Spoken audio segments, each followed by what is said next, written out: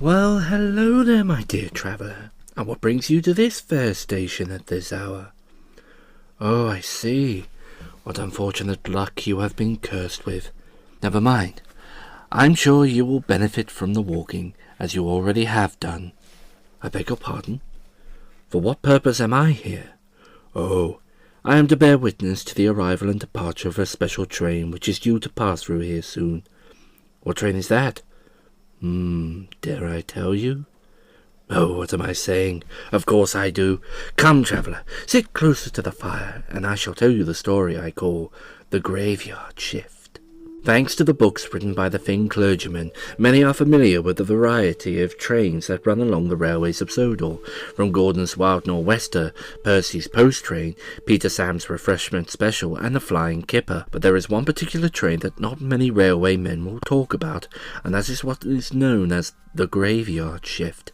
Every night, after regular services on the various railways and lines have come to an end, Edward leaves Tidmouth Sheds in order to pull a long consist consisting of 12 single-axle bogie coaches, similar to the ones first pulled by the engines of the Sodor and Mainland, Wellsworth and Sudbury, and Tidmouth, Knapford and Elsbridge light railways, before they were all amalgamated into the North Western Railway in 1914. For as long as anyone can remember, Edward has been the only one to pull the Graveyard Shift. Many an engine such as Boko or the Caledonian Twins, even Gordon and James, have offered to pull it in his stead, so that he may take the chance to have a night off, but Edward always politely yet firmly declined, stating it was best that he did it and nobody else. However, one night in December, Edward was taken ill. He'd been feeling a slight twinge in his side rods and valve gear all day, but it had all come to a head after pulling his last local of the day. As James pulled in, he found Edward being examined by an inspector from the works. Can't you do anything for him? The graveyard shift starts soon. I'm sorry, but there's just nothing I can do at present. Your choice is either to come back to Groven's Gate or sit here. And I don't think the Fat Control is going to approve of the second option. But what about the train? It has to be pulled. It just has to. Listen, boy. You heard what he said. Look, I pulled a train when I was damaged before. I can easily do it again. Edward, no disrespect, but if you try to pull this train, you could do yourself even more damage. Do you really want to spend the rest of your days amongst the statics and a museum? She's right, old boy. You try to pull this train, I might as well just go to the Fat Controller right now and hand him my notice, because I'm damned if I'll be made to drive another engine. But who will replace me? There's no one else available. They're all on other jobs. I'll do it. What? You, James? Are you sure? Of course I am. Look, Edward, I'll level with you. I owe you. Like, seriously owe you. And I know that. Sometimes I can be something of a prat. That's an understatement. Give over, Emily. At least I'm trying. Anyway, as one of the many favours to you, I'll pull the graveyard shift in your place. Sound like a plan? Oh, if you're really sure. Edward, I just did a massive speech about redemption and great responsibility. How much more convincing do you need? Very well then, James. You may take the graveyard shift, but I must warn you that... Hey, what's going on here? Are you serious? Haven't you fixed him already? His train's nearly due. The coaches are waiting at Tidmouth already. I'm afraid my repairs appear to be more extensive than I first thought, sir. Therefore, I shall not be pulling the train. Great, that means I have to inform Controller that the service will be cancelled. Oh, I am not going to enjoy my meeting with the Fat Controller tomorrow. Beg your pardon, sir, but the train will not need cancelling. James will be taking the train as my proxy. I don't know. Let me check with the Fat Controller about this. If he gives you the green light, then I'll go with it. Hello? Get me Knapford 2468, please. Just hope he hasn't gone to bed yet. Oh, hello? Good evening, this is the yard manager at Tidmouth Sheds. I'd like to speak to Sir Charles. I appreciate that, but this is an emergency. Look, never mind the details, just get him on the phone. I know it's almost the middle of the night. I do have a watch, you stupid great... Hello? Oh, good evening, sir. Oh, what was that I was saying? Oh, I just realised that my watch had stopped. Silly thing, anyway. The reason why I'm calling so late, sir, is that Edward's repairs are taking longer than expected and he won't be able to pull the graveyard shift, but he has found a stand-in. Who? James, sir. No, he seems to be doing it quite on his own, sir. You approve, sir? Alright, I'll tell him. Good night, sir. Well, he's agreed. Off you go, James. You've only got a few minutes before departure. Yes, sir. Oh, James, before you go, there's a few rules I think you need to know before you pull this train. Like what? 1. Stick to the route given to you. Do not deviate from it at all, no matter what. 2. Stop at the designated stations and the designated stations only. Nowhere else, no matter what. And finally, you may talk to the passengers, but do not, under any circumstance, ask them where they're going. Do you understand, James? Edward, I have pulled passenger trains before. Yes, James, I'm aware of that, but you haven't pulled this one before. It's imperative that you stick to the rules I've just given you. Promise me, James. Promise me that you'll stick to those rules. Alright, I'll stick to them, sheesh. Ah, thank you, James. You have no idea what a comfort that is to me. James, get a move on. If the Fat Controller finds out the graveyard was even a second late departing, he's not gonna be a happy chappy. And who will he blame? Well, obviously he'll blame you at some point, but he'll more than likely yell at me first, and if he yells at me, then I'll obviously yell at you. Yes, sir. Right away, sir. James steamed out of the shed and made his way towards the station where the graveyard stood waiting for him. James was no stranger to the antique coaches, but as he puffed alongside, he felt there was something odd about them, but he wasn't sure what it was. As he backed down onto the train, he cast an eye along the platform and noticed there was something interesting about the passengers, and that was they all seemed to be wearing fancy dress. Amongst the many people on the platform, he could see a distinguished-looking gentleman in clothing of the late 1800s. There was also a woman dressed in a 1930s evening dress, and an old man James recognized as a local living in Tidmouth. Interesting attire. Looks like they're going to a fancy dress party. Which is interesting, because if there was a party, I most certainly would have been invited. Me being such a popular, stylish, and splendid red engine. As if, James. Oh, there's the whistle. Let's go. With a hiss and a snort, James set off on his journey.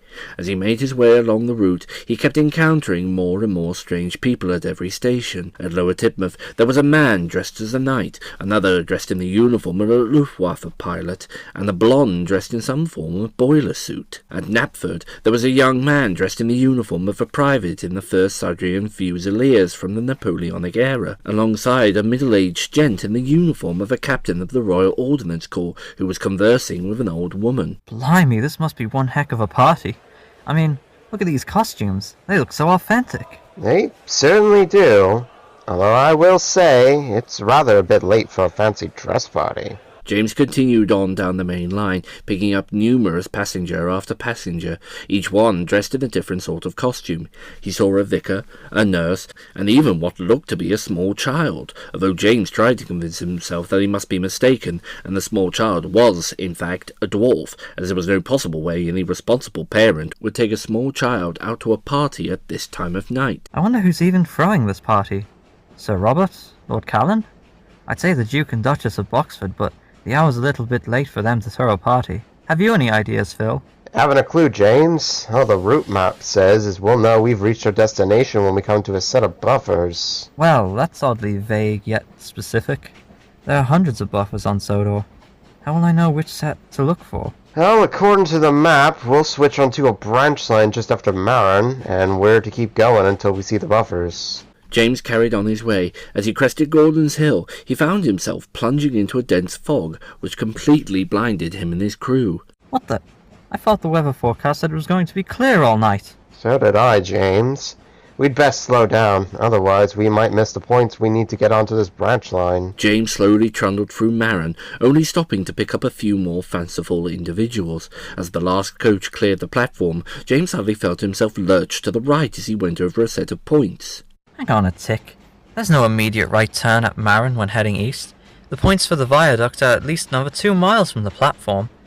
Maybe we should stop and go back, Phil. I don't know, James. I get the feeling we shouldn't go back just yet. Oh, come on. I know Edward was intense about the rules, but we surely have to be going the wrong way.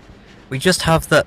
James trailed off as he saw a small red light shining in front of him. Slowing down even more, he saw it was a red lamp sitting atop a set of buffers. Well, well, a set of buffers after a set of points. Looks like I've arrived at my destination. Only, where exactly is it? James trailed off again as the fog to his left suddenly parted like a pair of curtains, revealing an eerie Gothic church. As James and his crew stared at the church, the doors to the garages suddenly opened and the bell atop the church tower began to toll. James watched as the passengers disembarked and filed down to the church in a single crocodile line. The closer they got to the church, the more the figures seemed to James like zombies as opposed to a bunch of happy partygoers. And then it hit James. The reason why he felt there was something unusual about the old coaches. It was the fact they felt less like coaches and more like coffins on wheels. James and his crew watched as the last of the passengers filed into the church and the large double doors slammed shut, silencing the bell and seemingly drawing in the fog again. James took this as a signal that he should now make a departure and slowly backed out of the siding. He returned to the sheds and was hardly surprised to see Edward waiting for him, a solemn look on his face. James backed down and, for a while, neither engine said anything until Edward cleared his throat. I am so sorry you had to witness tonight's events, James. Perhaps now you'll understand why I hesitate to allow anyone else to pull that train. I do. It's because the graveyard is... A vessel for the departed, yes. Anyone who was born, lived, and or died on Sodor boards that train and is carried to their final resting place, where they may pass on to their next life in peace. I was the very first to pull it, and it had such an impact on me. I vowed, as long as I had steam in my cylinders, I would be the only one to pull that train, in order to prevent anyone else from suffering the traumatic experience. Edward, I honestly had no idea. Is that why you were so insistent on following all those rules? Yes, James. I found those rules help with the journey. Those passengers are not the only thing that would like to board that train. James, I'll understand if you don't want to pull that train anymore. With any luck, my repairs will be done in time and I'll be able to do it again. No, Edward. It's alright, really. I'll keep doing it. Might as well, now I know the true story. When the sun rose, Edward was taken away to the works. Whilst his repairs were ongoing, James continued to pull the graveyard. It took him a while to adjust to operating on less sleep than usual, but he felt that he owed it, not just to Edward, but those who would seek to travel upon the graveyard. Eventually, Edward returned to full service, but the pair decided to split the shifts between them, each one taking 3 nights a week and alternating Sundays. James eventually gave up looking for the set of points that he went down. His crew scoured all maps they could find, but found no trace of them. They even asked the signalman at Marin, but he was just as confused as they were. Wherever the church is, and wherever it goes, Edward and James just prayed that the passengers that disembarked at the church halt now live on in peace. Well, traveller, another exceptional story, would you not agree? Oh, do excuse me. Here is that special I said I was to await, and what ho! Here cometh the souls that doth wish to travel upon her. Make way, my good traveller, impede them not, their time is short. Good lady, do allow me to assist you with your boarding. Sir, I say, sir, do mind your umbrella, you nearly had that young child's eye out.